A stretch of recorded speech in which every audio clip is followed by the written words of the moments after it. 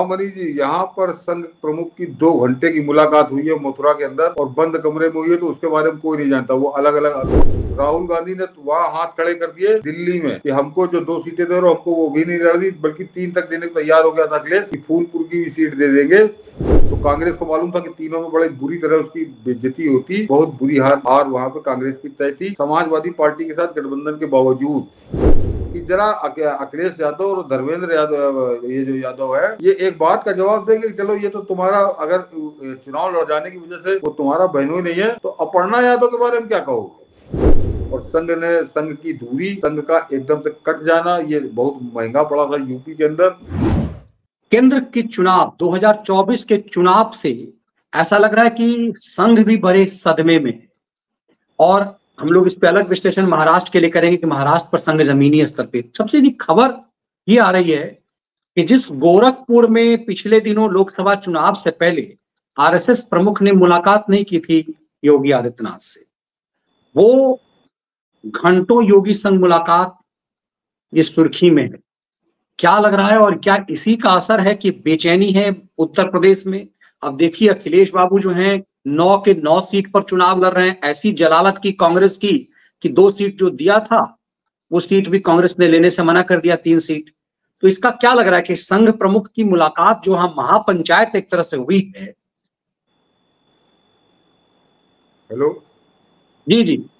हाँ हाँ मनीष जी, यहाँ पर संघ प्रमुख की 2 घंटे की मुलाकात हुई है मथुरा के अंदर और बंद कमरे में हुई है, तो उसके बारे में कोई नहीं जानता। वो अलग अलग अनुमान विश्लेषण कोई लगाता रहे, अपने मन से कहानियां करता रहे, वो एक अलग बात है। लेकिन दोनों आदमी की ये 2 घंटे की मुलाकात, उससे आगे की लंबी रणनीति बनी है।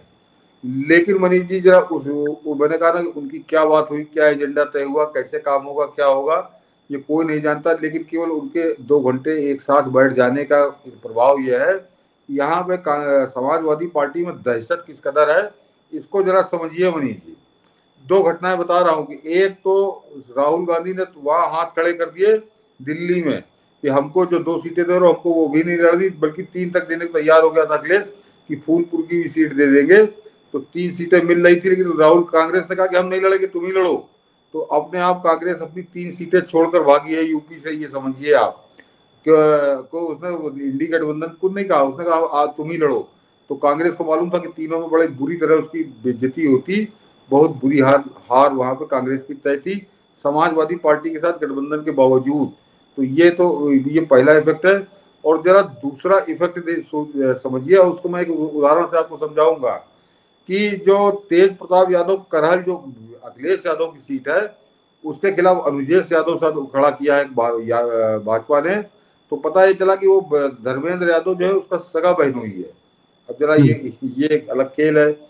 तो वो सगे बहनोई वो लड़ गया तेज प्रताप यादव खिलाफ भाजपा के टिकट पे। तो धर्मेंद्र यादव ने बाकायदे आज जो है ट्विटर पर उसका एक स्पष्टीकरण, एक लेटर जारी किया है।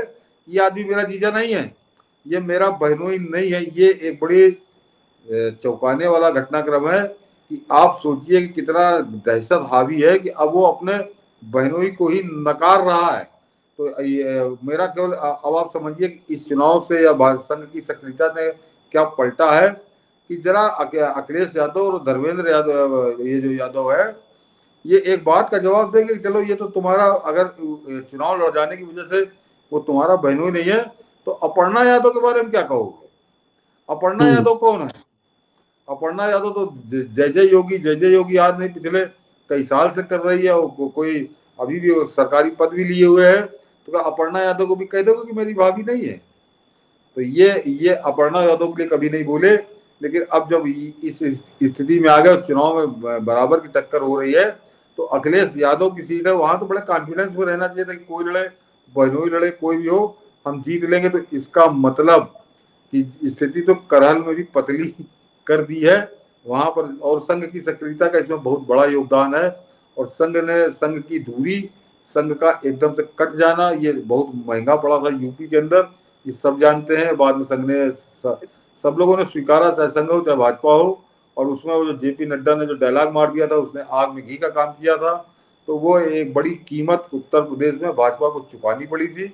अब लेकिन जिस तरह की सक्रियता मनीष जी संघ की दिखाई दे रही है, और संघ के जब महाराष्ट्र की जो खबरें आ रही है उस पर हम लोग अलग एक दिन बात करेंगे। और अब यूपी के अंदर जरा जो जो अभी फिलहाल छन के आया है कि भागवत जी ने यहाँ पर ये किया है कि 97,000 यानी 97,000 गाँवों में कि हर गांव में शाखा लगेगी। तो हर गांव में शाखा लगने का मतलब आप समझिए कि ये 2027 कह लीजिए या 2029, आज से 5 साल बाद, अभी तो चुनाव खत्म हुए हैं। तो एक लंबी संघ हमेशा इसी शैली में काम करता है।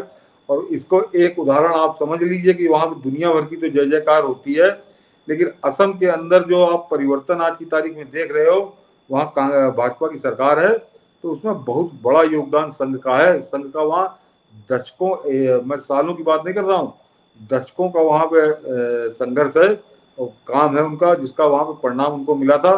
और ये मैं किसके उस पर कह रहा हूँ, मुझको वीडियो ढूंढना पड़ेगा, कॉपीराइट की वजह से हम लोग दिखा नहीं सकते। ये और कोई नहीं कह रहा था मनीष जी, ये जिस समय संघ की भाजपा की पहली बार सरकार बनी थी असम के अंदर, तो ये पाड़ा, और पाड़ा के साथ वो जो आता था दिल्ली यूनिवर्सिटी का कि जेएनयू का मुसलमान जो प्रोफेसर है, नाम लीजिए, बड़ा कभी काबिल बन कभी के। प्रोफेसर बना देता था उसे, कभी वकील बना देता था, कभी संविधान विशेषज्ञ बना देता था। हाँ, वो दोनों बैठ के प्रपंच कर रहे थे कि असम में कैसे सरकार बन गई। तो वो मुसलमान प्रोफेसर बता रहा था कि 70 के दशक से और 80 के दशक से वहाँ पे शाखाएं लग रही थी, और कैसे कितने हजार वहाँ पे स्कूल चल रहे हैं जो संघ चला रहा है। तो उसने बताया था कि ये उसका परिणाम है। तो संघ जब काम करता है तो लंबे उसमें काम करता है, और ये भाजपा के लिए बड़ा शुभ संकेत है कि अगर दोबारा दोनों साथ आए हैं तो आगे कोई ऐसी गलती ना करें जैसी 2024 में की है। तो परिणाम उसी तरह के मिलेंगे जैसे 2014 में मिला था, 2019 में मिला था, या यूपी में 2017 में मिला था। तो वैसा ही परिणाम होगा। अब फिलहाल अभी संकेत सब बढ़िया है। बिल्कुल, संकेत तो बढ़िया। और देखिए, उत्तर प्रदेश की सड़कों पे ये कहते हैं ना कि अपने मुंह मियां मिट्ठू एक, 27 का सत्ताधीश करके अखिलेश यादव ने पूरी सड़कों को पाट दिया है। 27 का सत्ताधीश। अब अखिलेश यादव ने कहा कि हम पूरे 9 सीट पे साइकिल ही चुनाव चिन्ह होगा। मतलब कांग्रेस को इस कदर लाचार कर दिया कि कह रहे हैं कि कांग्रेस भी साइकिल पे ही चुनाव लड़ेगी। मतलब वो जो 2 सीट है, वो 2 सीट 3 सीट जो है, माना जा रहा है कि पिछले 2.5-3 दशक से कांग्रेस कभी जीती ही नहीं, और वो सीट दे रही जो बीजेपी की घोषित सीट है। तो ये क्या चाल, मतलब निपटाने की चाल चली है क्या अखिलेश यादव ने राहुल गांधी को? नहीं नहीं मनीष जी, ये दिमाग खराब होने की एक शुरुआत है। और मैं इस पोस्टर के बारे में जो मेरी सही धारणा है उसको मैं रणनीति के तहत नहीं बोलूंगा, मैं दर्शकों से बता दूं। ये इस तरह के पोस्टर ये लगाएं और पूरे यूपी में लगाएं। ये पोस्टर बिल्कुल एकदम जैसे कहना चाहिए ना कि ब्रह्मास्त्र की तरह काम करेगा। ये 27 का सत्ताधीश पूरे यूपी में पोस्टर लगने चाहिए। क्यों लगने चाहिए इस पर मैं अभी बात नहीं करूंगा। ये बहुत बेहतरीन काम कर रहे हैं अखिलेश यादव।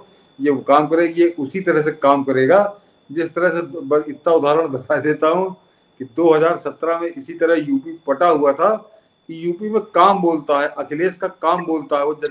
वो अदालत लगाने वाला जो संपादक था वो भी रात दिन यही रट रहा था कि यूपी में अखिलेश का काम बोलता है। तो कैसा काम बोला था 2017 में, ये सबको याद होगा। 47 सीटों पर सिमट गए थे।